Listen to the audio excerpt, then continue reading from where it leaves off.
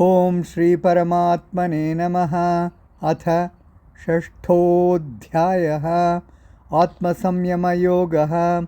श्रीभगवानुवाच अनाश्रितकर्मफलं कार्यं कर्म करोति यः स सन्न्यासी च योगी च न निरग्निर्न चाक्रियः।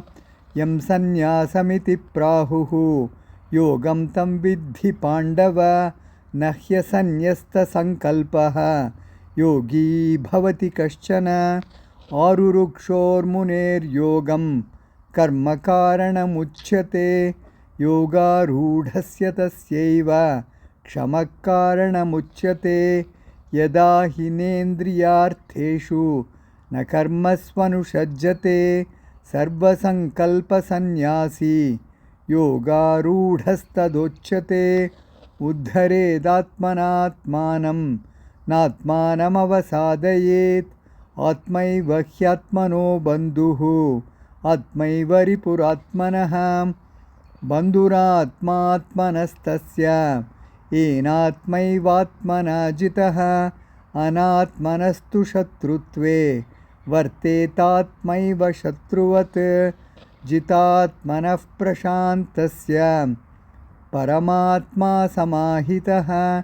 शीतोष्णसुखदुःखेषु तथा मानापमानयोः ज्ञानविज्ञानतृप्तात्मा कूटस्थो विजितेन्द्रियः।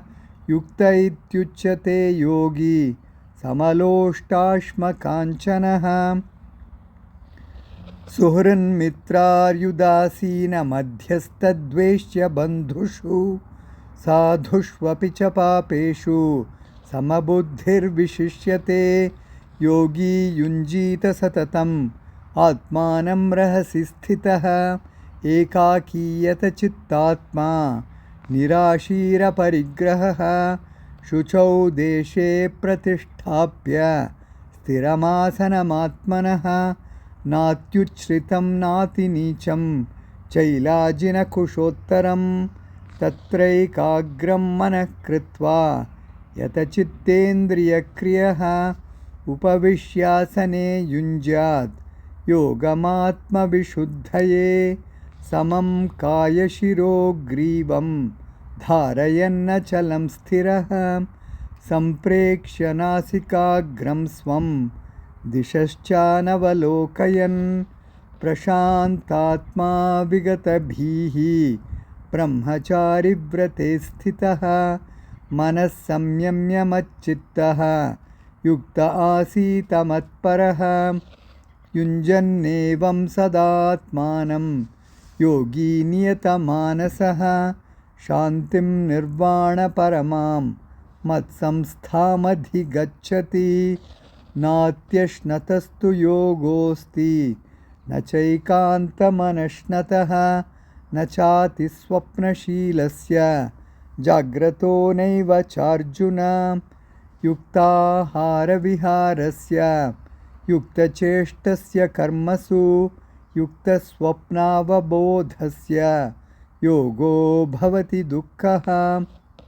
यदा विनियतं चित्तम् आत्मन्येवावतिष्ठते निःस्पृहः सर्वकामेभ्यः युक्त इत्युच्यते। तदा यथा दीपो निवातस्थः नेङ्गते सोपमा स्मृता। योगिनो यतचित्तस्य युञ्जतो योगमात्मनः। यत्रूपरमते चित्तं निरुद्धं योगसेवया।